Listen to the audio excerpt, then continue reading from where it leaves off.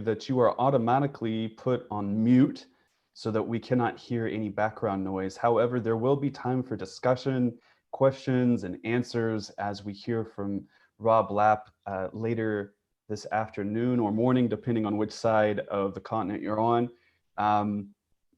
We will get started in just a few minutes. I want to give the opportunity for everyone to join. So let's enjoy conversing with each other for only a couple of more minutes, and then we will get started. Well, I see Wayne, I see Dave Bushell, Emily, Catherine. How nice. Susan, I can't remember what the children's program was, but I remember there was one where the lady sat there and said, and I see Susan and I see David. Of course, she couldn't see anyone, but she named off a bunch of really common names for little kids in those days. All of a sudden I had a flashback. A good one. A good one, yes. That's a good one. You know, as I sit here looking at the audience or at the family of people that are on, I'm amazed at how many of you I have worked with in some kind of setting or another over the decades. Mm-hmm. Connections.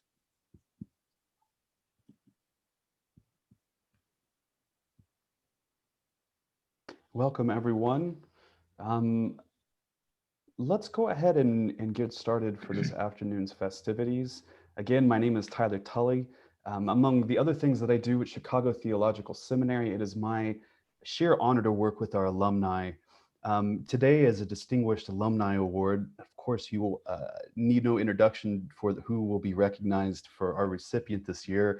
We're going to have opportunity to talk after Robb's discussion today. If you have questions, please feel free to use our chat feature, which is located at the very bottom of our Zoom square. You'll see a little bubble that says chat, and the chat mode will pop out to the side there. If you have questions during Robb's conversation, you can post your question there and I can pick it up later. Or if you'd like to vocalize your question, there will be an opportunity for that towards the end of our day today as well. So without further ado, it is my pleasure to hand over the microphone to Chicago Theological President, Dr. Stephen Ray. Good afternoon, everyone. So glad you could be with us today, and so glad that you can join us on such a special day. One of the great privileges of being the president of CTS is being able to be witness to the wonderful work the school has done through the life of its alums, how they've changed the world and how they've brought a passion for justice and wholeness to every space in which they've moved. Robb Lapp is someone who I met a couple of years ago. I went out to visit Robb and we had a wonderful time, and I was looking at the Archway project that he'll tell you a little bit more about. And he really began to help me think about the idea of ministry in the streets, street ministry, as being something more than just handing something out, but actually creating the conditions for people who find themselves on the margins to have full and better lives. So I've counted it as one of the great honors of this position to be able to meet wonderful folk, and Robb is certainly at the top of that list. So it's my pleasure then to welcome you today as we recognize him with our Distinguished Alumni Award. Let me tell you a little bit about Robb. The Reverend Robinson Lapp is a United Church of Christ minister who has spent a lifetime outside the church doors, seeking to confront white privilege, systemic racism, and economic injustices. Robb became a civil rights activist in undergrad before earning his BD at Chicago Theological Seminary in 1957. And for those who are younger among us, the Bachelor of Divinity was the degree that preceded the Master of Divinity. So Robb came through CTS during the time when the Bachelor of Divinity was the recognition of hard work and dedication in terms of seminary education. He later became a CTS trustee, and alongside President Dr. Susan Thistlethwaite, managed the reconstruction of Davis and McGifford Halls, which led to the eventual sale of the 57th Avenue property and the creation of our new facility at 1407 East 60th Street. In 2000, 60 years after his first degree, Robb earned an STM from CTS. After ordination, while starting a new church in Colorado, Robb joined Martin Luther King Jr. for the March on Washington and later walked for voting rights with King and Selma. Soon after, Robb organized and led the Metro Denver Fair Housing Center in helping create the new Town of Woodlands in Texas, an HUD Title 10 new community near Houston. Robb developed their governance, schools, municipal services, and healthcare facilities. After returning to Colorado, he mentored the creation of businesses that provided equal employment opportunities for women. In his mid-60s, Robb co-organized Archway Housing and Services, a Colorado faith-based nonprofit that builds low-income housing and provides social assistance for marginalized community members. So not just housing, but wraparound services as well. Under his guidance, Archway has completed and operates 11 multifamily projects containing 641 apartments. Additionally, its social service programs include ESL classes, employment counseling, food banks, after-school tutoring, and activity programming for children. Along the way, Robb has even found time to be a UCC denominational leader.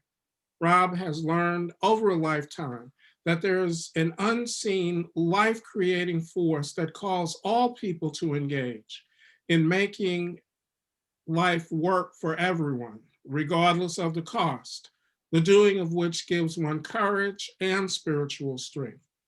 For a lifetime of service and striving to make a more just and peaceful world, it is my honor to introduce Chicago Theological Seminary's Distinguished Alumni Award recipient for the year 2021, the Reverend Robinson Lapp.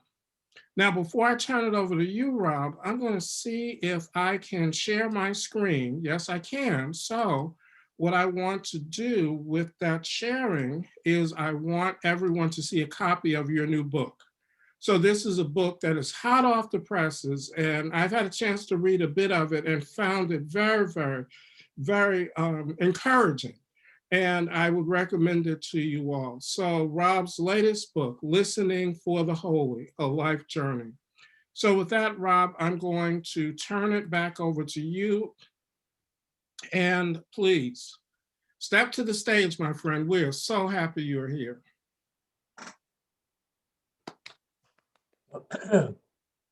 Thank you very much, Dr. Ray, and it's a delight to see all of you.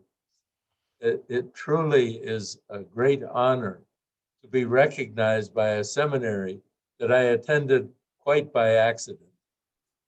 You see, I was a Methodist who grew up in Western New York, and after I decided that I wanted to go into the ministry, I was a student at Ohio Wesleyan in Delaware, Ohio. And then I was pre-enrolled at Boston University School of Theology and all set to go to Boston.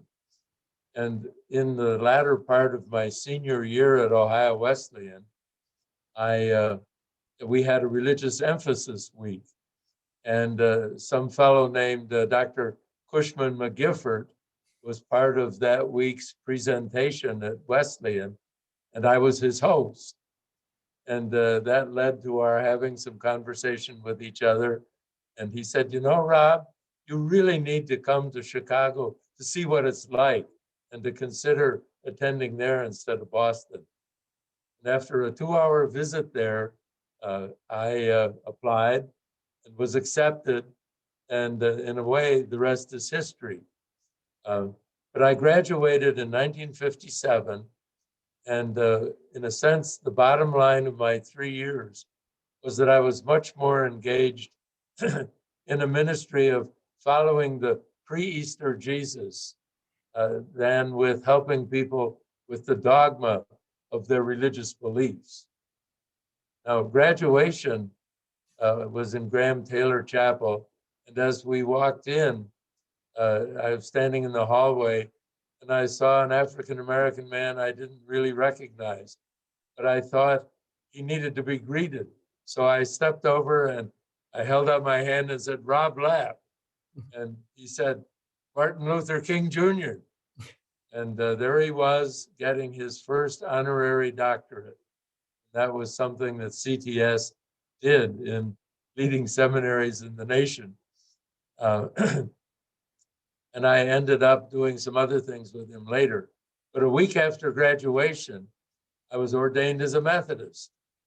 That didn't last long. After 4 years, I was confronted. I did confront 2 bishops for doing something unethical. And of course, they took away my ordination. There I was with no way to do communion or baptism. But I soon was adopted by the United Church of Christ. Actually, it was the Congregational Christian Church at that time. And my ministry since then has been that of getting people to make a positive difference in the world. At my first full-time church after seminary graduation, I was in East Lansing, Michigan, in a Methodist Congregational Disciples and Presbyterian interdenominational church. And we created what we called youth work trips from Edgewood Church. And what we did was spend a good deal of time in the summertime taking the youth group to some place where we did church work or work on churches within the denomination. And so I did a rural church in western Colorado in the mountains, almost 2,000 miles from sorry about that. And I can't make it not ring. Somebody wants money. But anyway, we were in Colorado. Then we did Southern Union College in Wadley, Alabama, fixing up some of their facilities. And then finally helped build the retreat center in New Hampshire, the Pine Mountain Retreat Center that was being built there. So that caused the kids to do all kinds of things with their lives. You know, I ended up marrying a bunch of them, and they've had very interesting careers in social change, in medical service, or whatever they did. But after I did that in East Lansing, the Rocky Mountain Conference asked me to start a new church in Arvada, and we built a church center, not just a church. And from that church center, the people learned to reach out to people in the neighborhoods in Denver, particularly immigrants and homeless people in a center in Denver. So while I was in Arvada as minister, I joined Dr. King for the People's March on Washington and took a little criticism for that. And then 2 years later, after Jim Reeb was killed, right after Bloody Sunday, King asked for white ministers to come to Alabama. And I did, and I was there for a week helping people register to vote. And before it was over, one night I was out of my car trying to get something out of the car, and I got shot at. But I ducked as I saw the rifle come down. I ducked over a hedge and didn't get hit. So later, during the civil rights movement in the 60s, I was the organizing executive director of the Metro Denver Fair Housing Center, where we helped middle-income Blacks move into white city and suburban neighborhoods, and we rehabilitated substandard homes in Black neighborhoods for people who were still afraid of white supremacy. We advocated for the creation of the Housing Finance Authority, and that outfit has done more with low-income housing financing than anybody else in Colorado. Guess what? I got fired again. I was fired because the center's work made too many people, both white and black, uncomfortable. I couldn't get a church job, and I couldn't get a community development job in the Mountain West. My family struggled for 8 months with no income. We retreated to Western New York, where I found a consultancy helping create a HUD Title VII new community near Rochester. After only 16 months, I got fired for whistleblowing. One of the owners, a lawyer who was falsifying deed records. But that experience in trying to create human community led me to Texas, where I helped create the Woodlands, a city to be on 50,000 acres of piney woods in north of Houston. I created the community's government, the community services, fire, rescue, police, schools, the hospital district that still exists. And I insisted on making the city work for mixed races in South Texas and for people of different economic levels. And I managed the corporation's $50 million loan guarantee from the HUD, from the US government. And I secured grants for building streets and recreation facilities and affordable housing. And I helped the first family move in. And guess what? Today, 150,000 people live in the Woodlands, and it is still using the governance structure that I created. Now, I got back to Colorado with my family after a 10-year exile, and entrepreneurially, I mentored the development of jobs for women at men's wages with health insurance. We created, among other outfits, an office supply company that still exists 40 years later. Somehow or another, all that secular stuff gave me time to do some UCC denominational work.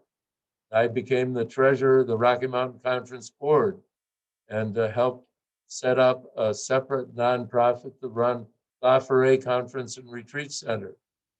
Then I represented the Rocky Mountain Conference and the National Board for Homeland Ministries as the Homeland Ministry Board prepared for restructuring the UCC. And then the conference conned me into doing another new church start, which I did part-time in Evergreen. This church's outreach was world peace. They had all kinds of community demonstrations.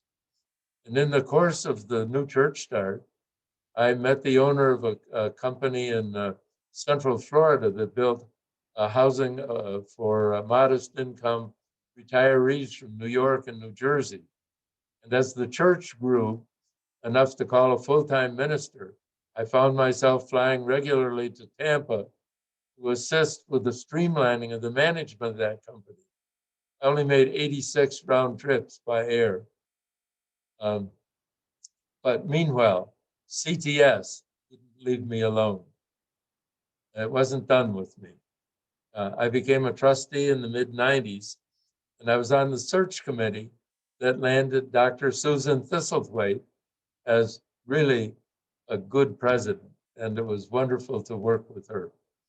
I chaired the board's finance committee during her tenure, and in between board and committee meetings, I commuted from Denver to help convert Davis Hall into offices for the University of Chicago Med School.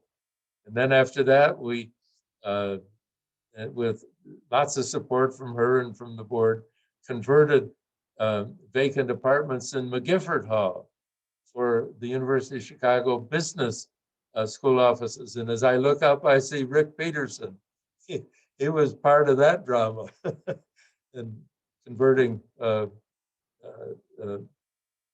McGifford. So finally, Susan and Dick were commuting for an hour a day each way to come to the University of Chicago and leaving their 3 almost grown sons behind. So we remodeled the president's house and accommodated the family right there on campus. And they used the building for all kinds of board activities and faculty activities. So that became good.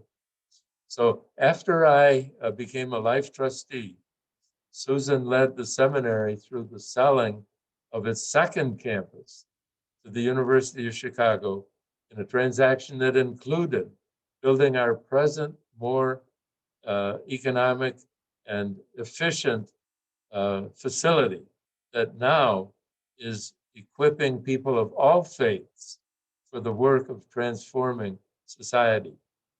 And I'm just really pleased to have been part of mentoring that. Now, Dr. Ray already mentioned the crazy notion that after 60 years, I graduated from seminary CTS again with a Master of Sacred Theology degree. And my thesis was named Hitting the Streets with Jesus. And it advocated UCC ordination for non-traditional ministry. Believe it or not, Susan was my thesis advisor and supporter as I went through that. Now, back in the 1990s, I co-founded Archway Housing and Services when it was time to retire. Somehow or another, I didn't retire, I just stopped getting paid. And Archway Housing and Services became the Rocky Mountain Conference based nonprofit, and it created housing for societies marginalized, many of them immigrants. And social services were working with these people to try and function as more competent members of society and helping the kids with their educational opportunities. That became our hallmark as Archway, even more than just providing safe housing. And as Dr. Ray said, we created quite a few properties. It happens that right now we're working on 4 more properties, and we're also beginning to engage in possibly merging with another nonprofit about our size that does the same thing, that would make us a real leadership community in Colorado.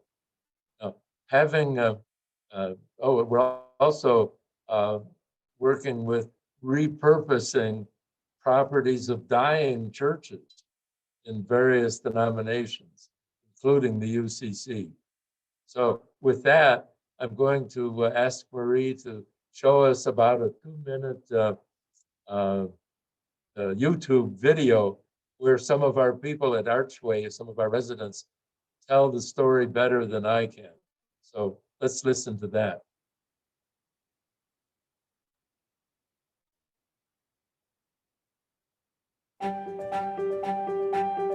Archway is here to serve people who need affordable housing.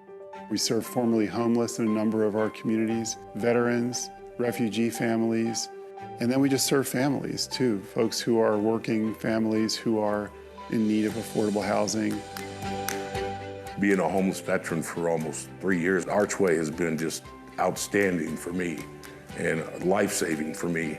It's got me off the streets in a brand new warm place to stay, and it's got me motivated to go back to work. I was in a bad marriage for 27 years, and I had to go to a shelter. Archway has helped me get my own place so I can get my daughter and see her and spend time with her and do stuff with her. And it has also helped me with finding employment. Historically, Archway has been affecting communities by adding to the inventory of low-income housing. The most important thing we do, though, is the family services. Currently, we do provide case management services, we provide food services, and we host a total of 15 food banks each week across our 10 properties. And we also provide youth and adult programming. They cover a variety of topics such as culture and art, fitness and health, financial literacy. It allows our residents to flourish and to really achieve long-term goals that they've set for themselves. Rob and I felt like we wanted to be more than just housing developers, and if there was a faith-based understanding to what we were doing here, it was that we would provide supportive services that would help them beyond just having a place to live. We have a lot of resources here for kids, adults. They provide us citizenship classes and English classes. We are very grateful for them. I never have experience like Archway. They put you first. They treat me like a family. When I got out of the military, I was struggling with, I guess, how to fit into another place or another group of people. That's what I get here. I mean, I feel like I'm finally a part of something again. There is a single word that explains what is the greatest thing we provide the community: hope.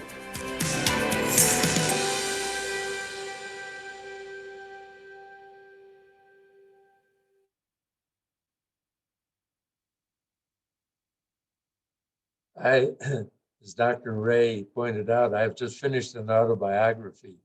It's helped me reflect on who I am, why I keep doing what I keep doing. And I share a passage from toward the end of the book. As I entered my 8th decade, I could not escape the reality that America is not really a democracy for all people. It works for the rich and powerful. It is systemically unjust for people of color.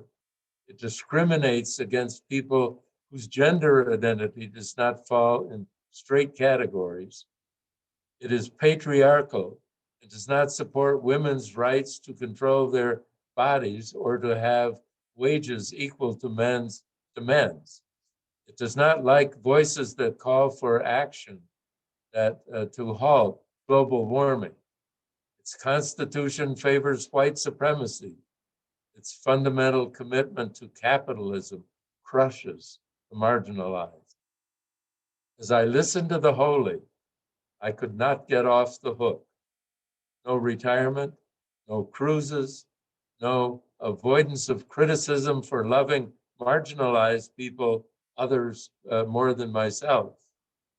No basking in the comfort of being a privileged white man under an umbrella of systemic racism. So that's my story. And as I conclude, I want to salute Dr. Stephen Ray, who is doing much to make CTS relevant to communicating the Holy's love for all of humankind in a dramatically changing era for the church. I learned that he pays attention to the needs of the world when he came to Denver early in his presidency to learn about Archway and about its projects and ministry. So thank you, Dr. Ray, for your leadership of this family, and blessings to all of you. Now I'd be happy to try to answer some questions if you have some. Well, you all join me in giving a hand to Robb Lapp and congratulating him on his award. Thank you. Well, as you said, Robb, we have an opportunity for questions and discussion, and I have a feeling that many people here probably have stories and fond memories that they'd like to share as well. That'd be fine. If you would like to talk, you just make sure and unmute yourself. If you'd like to perhaps make a comment or type something in the chat box, you're free to do that as well.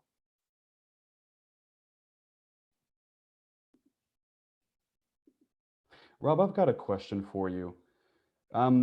Many times when seminary people graduate, they either have especially at a place like CTS, they either have a lifetime of experiences that they've already engaged in, and they are now using those towards ministry. But there's also many who have immediately gone from undergrad to grad school or have worked in the church and are trying to get that seminary degree while they're pastoring somewhere.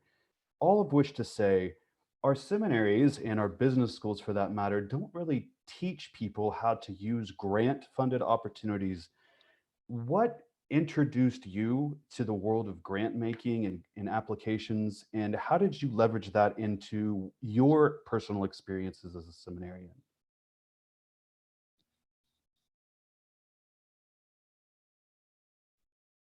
Rob, I think you might be muted. I'm sorry.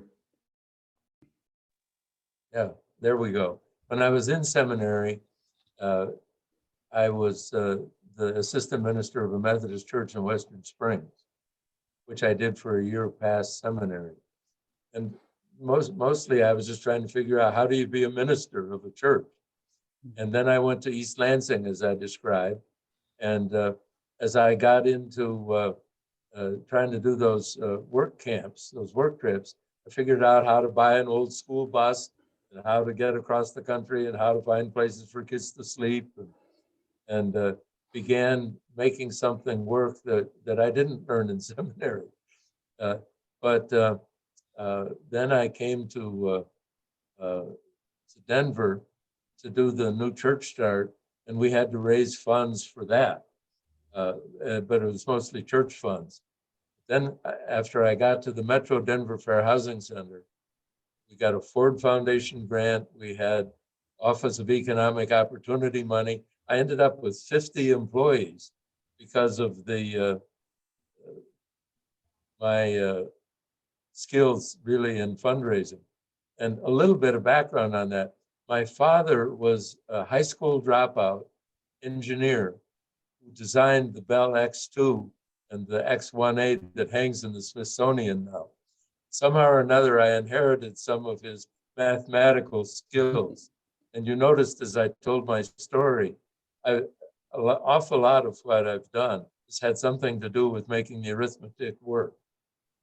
And I learned how to do that on the job, not at seminary, not even as a kid, to answer your question.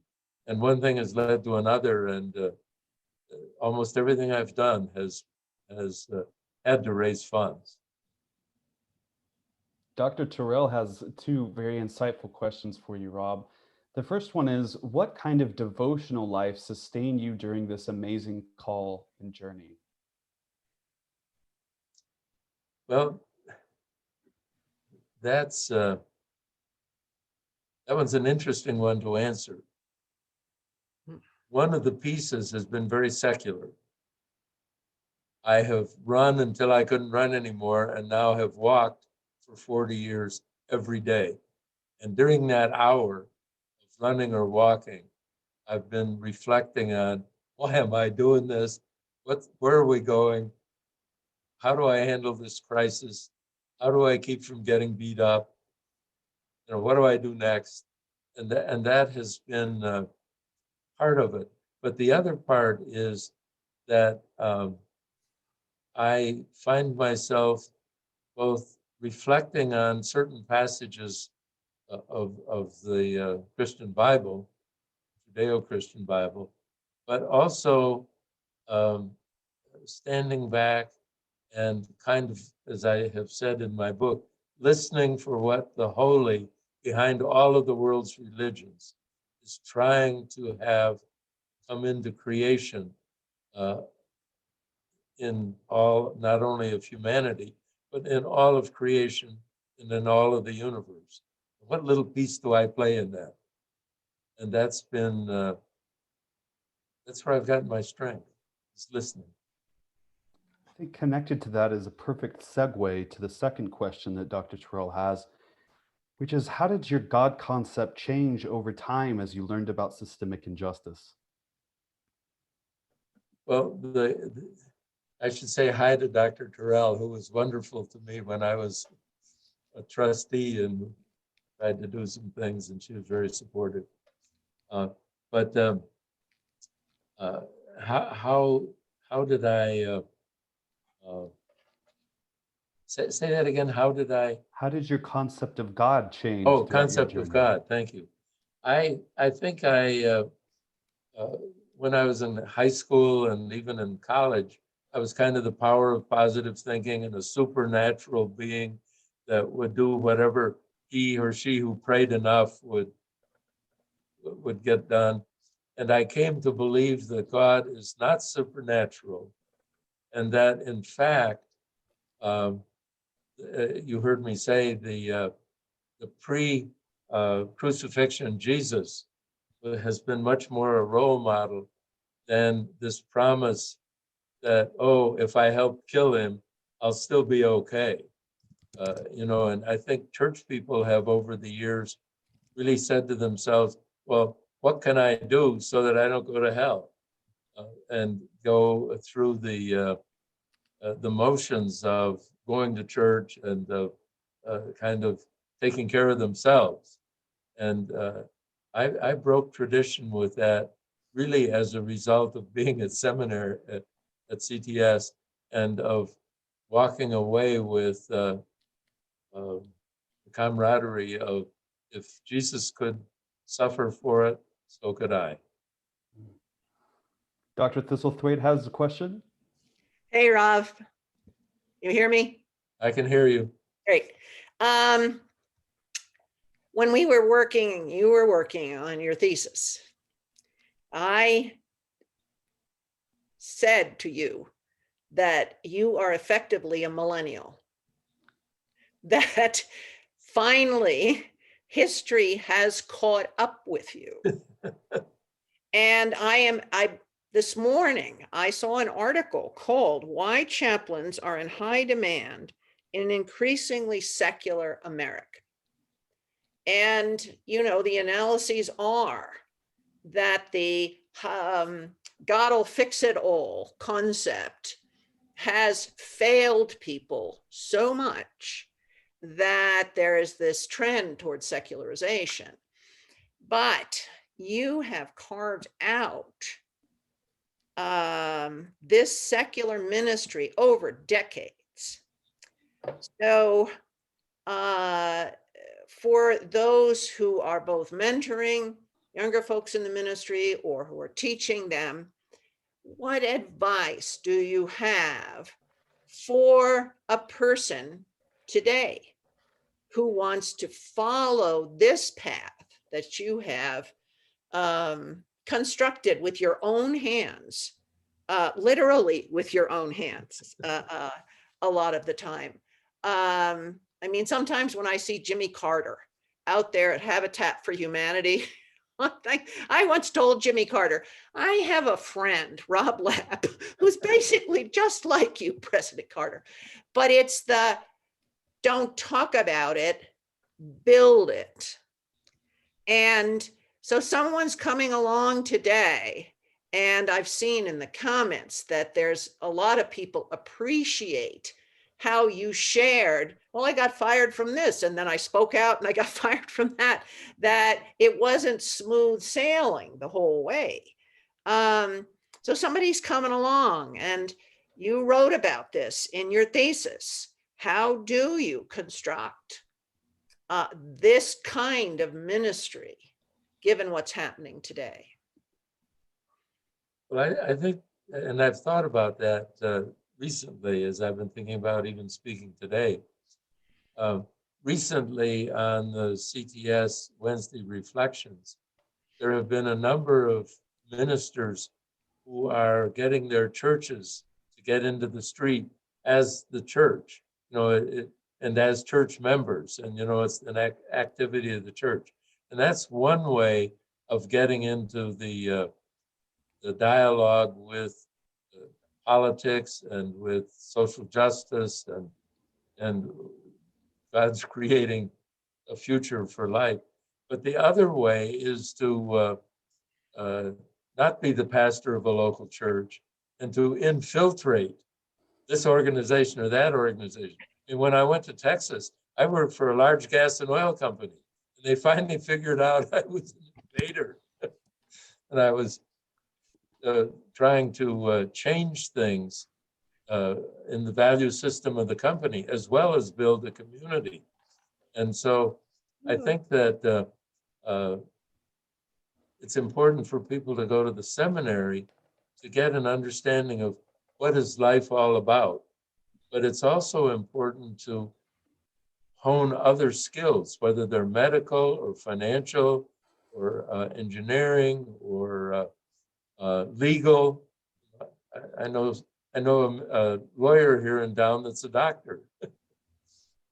He's doing two careers that bring together the ability to make a difference. But I think if you can't communicate in the public square, you're not talking to anybody. I know. Rob took my public theology class and blew his classmates away with, that you were so direct. You can't futz around when you write for the public square. You got to say it and get out. That's right. And, many progressive folks never met a dependent clause they didn't like. And Rob doesn't do that. Rob goes, here's what has to change. Thank you, Rob. Thank you. I'd like to make a brief comment.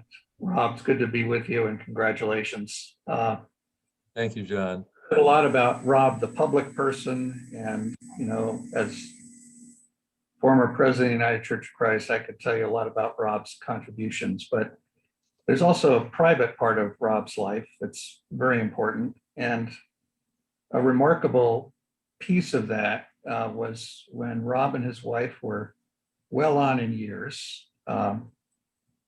They decided to take on responsibility and care for, I believe it was a great-granddaughter. Great-granddaughter. At a point in time when most of us would think that being a grandparent was wonderful for the occasional visits and opportunities, but not full-time, taking on that role to supplement a wider family's role in her life. I got to meet her when I was visiting with Rob for a couple of days a few years ago, and it was wonderful to see their devotion to her. So I just want to lift up that particular piece. There are countless other private parts of Rob's life that are equally important, but that was rather remarkable, and I congratulate you for that as well. I have to use your comment as a way of celebrating Aubrey's graduation from high school in Boulder in 2 weeks. And she's enrolled in a community college on her way to going to CSU. And we've definitely pulled her out of the abuse situation and have given her the tools to be a successful young person. I'm delighted. I'm so privileged to have been able to do that. And Rob, didn't she write something for your book? Yeah, she did. You might want to talk about that. Well, it's beautiful. She and let me grab it. She and Susan both wrote forewords, and let me grab Aubrey's piece here because it's real quick. Papa, my great-grandfather. This is the story of a man with many titles. Every single one of them will be in this book. But I never called him by these titles. To me, he was always Papa. And I won't go through what I did there. But then she says, I know for a fact that I do not get my modesty from him. And if you know him, you know exactly what I mean. He is far from perfect, but he does the best he can to be kind. He could not tell you what happens to in the latest Marvel movie, but he could tell you what Martin Luther King Jr.'s hand feels like. I hope I did not steal too much of his thunder, but this is the story of my great-grandfather. And she wrote that when she was in about 7th grade. because I've been working on this book forever.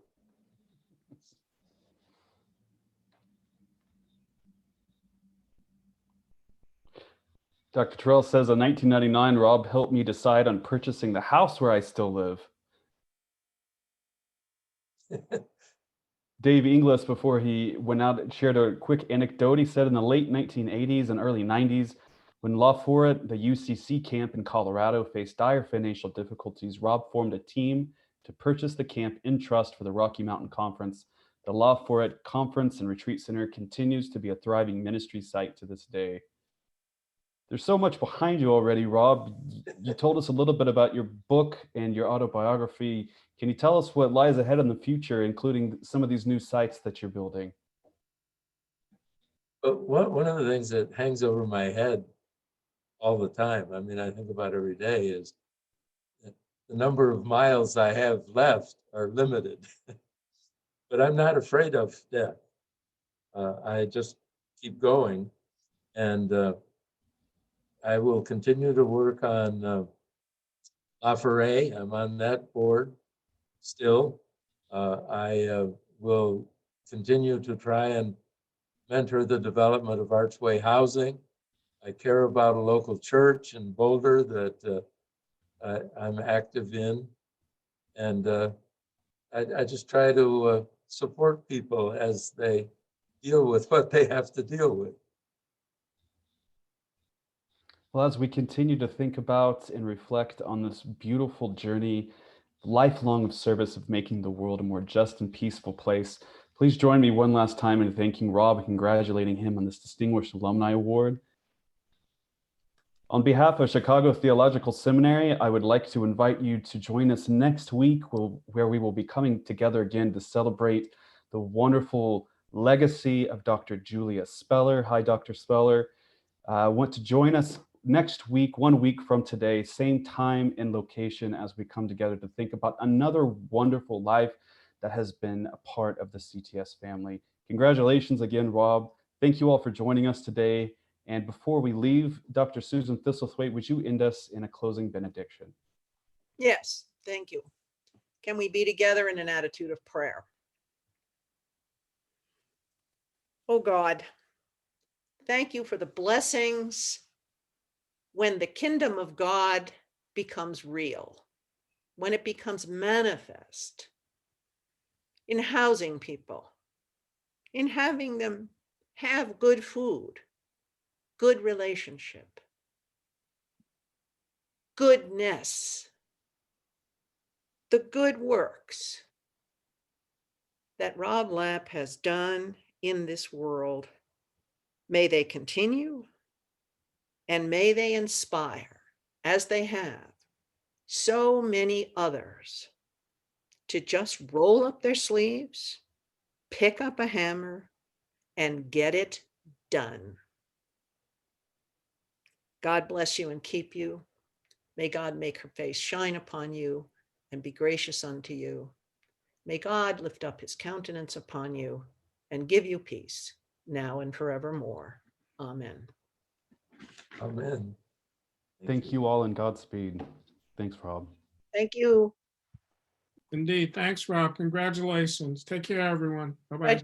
Take care. Bye-bye.